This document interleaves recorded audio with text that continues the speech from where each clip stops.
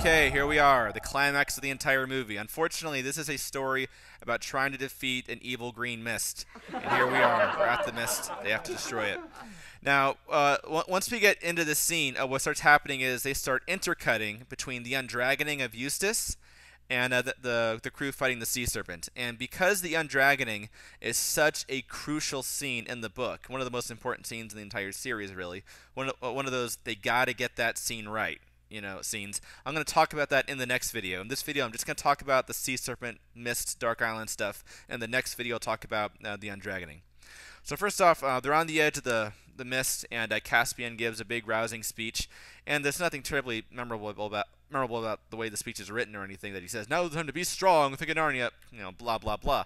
But Ben Barnes actually does a decent job with it. It is another example in the film where I feel like Barnes was given pretty crappy material for most of it, but actually does a decent job of it. It's actually a big, rousing, I bought it. I do think the whole For Narnia thing is really overused. I didn't think it was that powerful to begin with, and they keep on bringing it back every movie.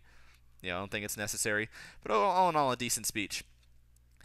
So then they go into the mist, and they see these little ghost things. It's not clear how are these ghost vision things different from the sea serpent. I don't really get how some of the things the Dark Island conjures or the mist conjures are just, they don't hurt you at all. They're just kind of there. And some things like the sea serpent can't actually harm you. I didn't get how, I was really confused with that. I didn't get how it worked. Then of course we have Caspian and Edmund and Rince have visions. Rince sees his wife. I guess it's just the mist just kind of screwing with him, I guess, but the purpose of it was, I don't get. You see Caspian's father, "Oh, I'm disappointed in you," blah, blah, blah, something that hasn't been set up at all. The idea of Caspian being worried about his father being disappointed. You have Rince's wife, not sure what the mist was. I can only assume the mist has a mind of its own. The mist was just trying to show him his wife just because I don't really get what the mist was trying to do. Then, of course, we have Edmund and the White Witch, one of the big controversial things leading up to the release. And again, I don't want to talk about it too much. I already talked about it before, but I just think that this is Edmund backtracking to who he was in Lion, the Witch, and the Wardrobe. Also, the White Witch, he's like, "You're dead." And she's like, "I'll always be alive in your mind." Tilda Swinton talked about this and said that, the White Witch really scares these kids, and they never get over it. Does not at all seem consistent with the book, where you do get past these things. You do have ultimate victory over evil. So that seemed completely contrary to the book. It's just bad character development, too, to go back to that, I think. Then, of course, they hear someone shouting, and, of course, it's Lord Roop. And this, of course, is Bruce Spence, the actor that I wanted them to cast as Puddleglum, but they ended up casting as Roop. I don't know, maybe they could change the makeup and he could still play Puddleglum. Maybe you wouldn't recognize him. I don't know.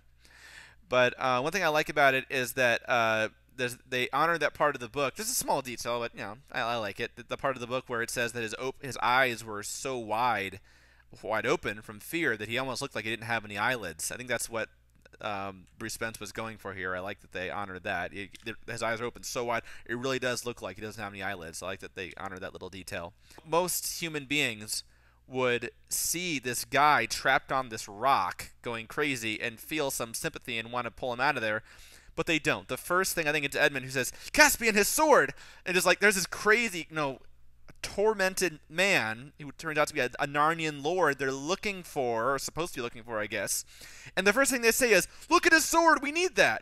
Again, this is, if there wasn't, and then again later, once he gets on board, they go, "Okay, we got the sword, let's go." They don't care about the lords, they just want their swords. I'm sorry for harping on this point. If it wasn't such a consistent thing throughout the whole film, I wouldn't harp on it as much. But to see this guy being tormented, and all you care about is his stupid sword. I know they need it, but it's like they don't even see him. "Look, his sword, get it." It's like, just just an ounce of compassion, anybody would. I can't emotionally connect with that. I think that's ridiculous. This is not a quest of honor and adventure. This is a quest to find things useful. So Roop gets on board and tells them, "Don't let it know your thoughts." Very cute.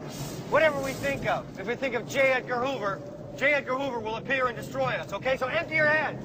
Empty your heads. Don't think of anything. We've only got one shot at this.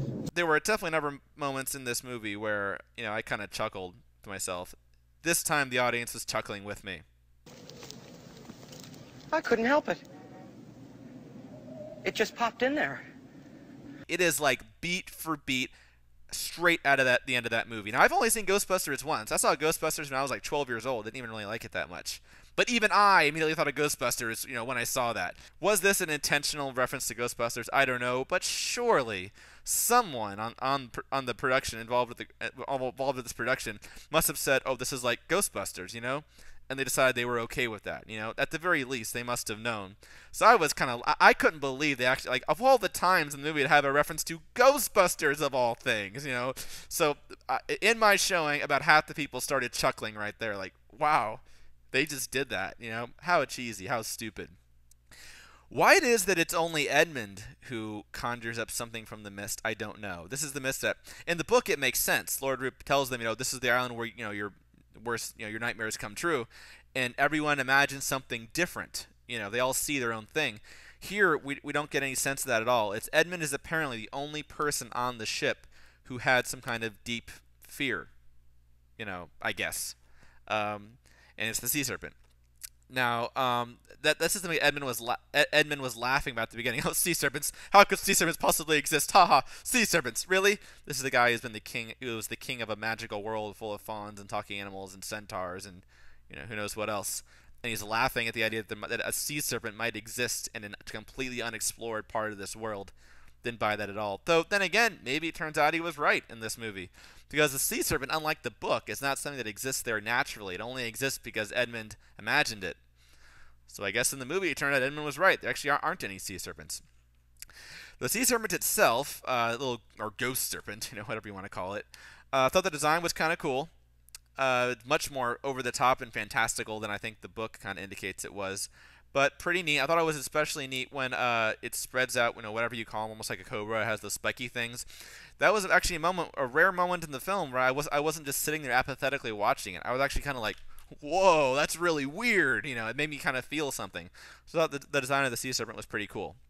So Lord Roop starts throwing a fit. Wait, throws a fit first, then he throws the sword. I'm not a good judge of distances, but I think he throws the sword a good 20, 30 yards and nails Eustace right in Eustace's side. It looks like a football. As if Susan throwing an arrow at the night raid wasn't silly enough. He throws a sword. If it was a dagger, maybe. A sword? I mean, at least with the night raid, you could cut out that whole stupid Susan thing and it wouldn't matter. It's just sort of a throwaway moment in a much larger scene. Whatever. Write it off. Whatever. This, on the other hand, is a crucially important plot point. They have to get the sword back to the island. Like if this doesn't happen, the mist wins basically. I'm not sure what the mist would do to them. Get to that in a second. But so that was. I know it's a movie, but give me a break. He just threw a sword a good 20, 30 yards and nailed Eustace right in his side. That was. I laughed at that too, and of course they're like, "No, the sword!" They don't care about the fact that he might fall off the ship or he's running towards it. They're like, "No, get the sword! Please don't throw the sword!" They don't care if Roop dies. They just want his stupid sword. Then they start fighting the sea serpent. They unfortunately cut out all that stuff from the book where they free themselves and everything, and to push themselves free. And Reepicheep telling them not to fight. They've cut out all that stuff. And I think it's Lucy who says, "Ashlynn, please help us." And then the albatross appears for all of 2 shots. And I think I speak for most Narnia fans when I say my reaction to seeing the albatross when something like this was like, huh? And then it's gone. There's no indication that it's Ashlynn. There's no indication. If you haven't read the book, it's like, okay, a random bird just flew past for no reason, completely random. Yeah, I know there's that extra significance of, an albatross was considered a good sign among sailors. It was kind of a superstition, But nonetheless, in terms of storytelling, we're fighting this sea serpent, and all of a sudden, oh, look at that bird. Okay, back to the movie. It was weird. It was really bizarre. It's like another example where something really, really important in the book is just an Easter egg for fans in the movie. That was silly. Just cut out the albatross. That was the worst thing they could have done. Just throw him in there randomly. I don't even see the point of having him in there at all. Why have the albatross in there if you're not going to get right what makes him important? Like I don't get why the albatross is in the movie. I don't know. Doesn't do anything. Then they start fighting the sea serpent. It's really amazing that no one's dying throughout this. It's probably a good scene to make an argument, where you can make an argument that these films really need to be PG-13. A light PG-13, like a Spider-Man kind of PG-13, where it's still pretty family-friendly. But this is ridiculous. All the stuff that's going on and no one seems to be dying. That's the sense that I got. Then we cut to the undragoning, and I'll talk about that in the next video. A very, very important scene. Then we have Edmund kind of goes up to the prow with Peter's sword. He's gonna they're gonna ram the sea serpent.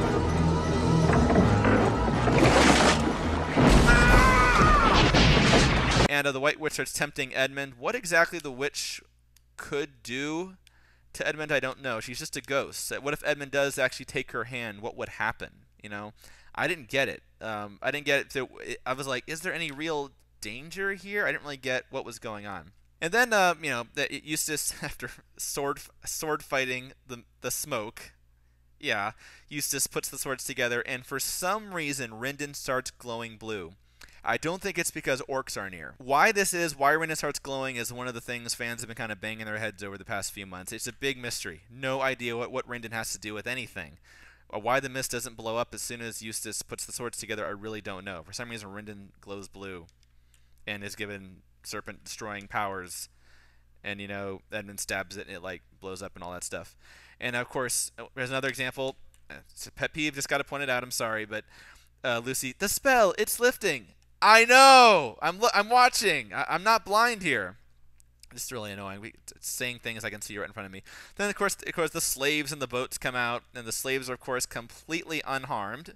So this whole mist thing wasn't so scary after all. Even if it did, even if the mist did swallow them or whatever, I guess it wouldn't have been that big of a deal, I suppose. The mist didn't seem to be doing anything harmful to them. They were just kind of sitting there in their boats, la-di-da. But what they're going to do with the slaves, I don't know. Are all those slaves going to fit on board the Dawn Treader? I don't think so. Are they all going to row back in their lifeboats all the way to the Lone Islands? I doubt it. I guess they could go to Romandia's Island, I guess. But nonetheless, how are they going to get them home? I don't know. Then the MLG jumps in the water. Finally, the mystery of what that spy video we saw of her jumping off the ship was all about. Then we have what a couple fans have called the darkest moment. The worst, the lowest moment in all the movies so far. When Lucy says, "We did it! I knew we would." Emphasis on we, not Ashlynn. Ashlynn had no role in this. And then Edmund goes, "Wasn't just us, though." And as Narnia fans were going, "Yes! They're going to credit Ashlynn! Yes! Ashlynn did it!" Yeah, they're going to credit him somehow. And then we immediately cut to Eustace in the water. And they all start clapping for him.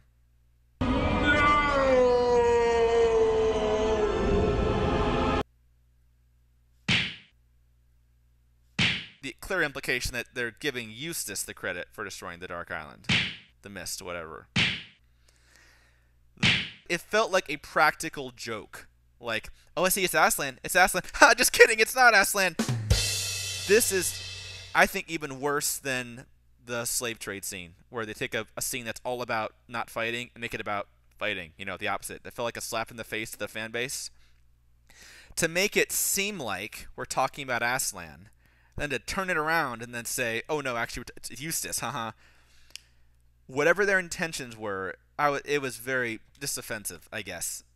Whatever their intentions were, it came across as a big fat screw you to the fan base. A big fat screw you to C.S. Lewis, the book, and everything he's about. This is why I say that not only does this movie kind of fall short to capture what makes Dawn Treader so special, it's actually an anti-Dawn Treader movie in some ways. It's actually saying the opposite of what the book was saying, giving all the credit to Eustace instead of Ashlynn. That was very painful. As an Narnia fan, I really took offense to that. I don't understand how anyone who claimed to love these books, or even like these books, could have that in there. I was completely shocked.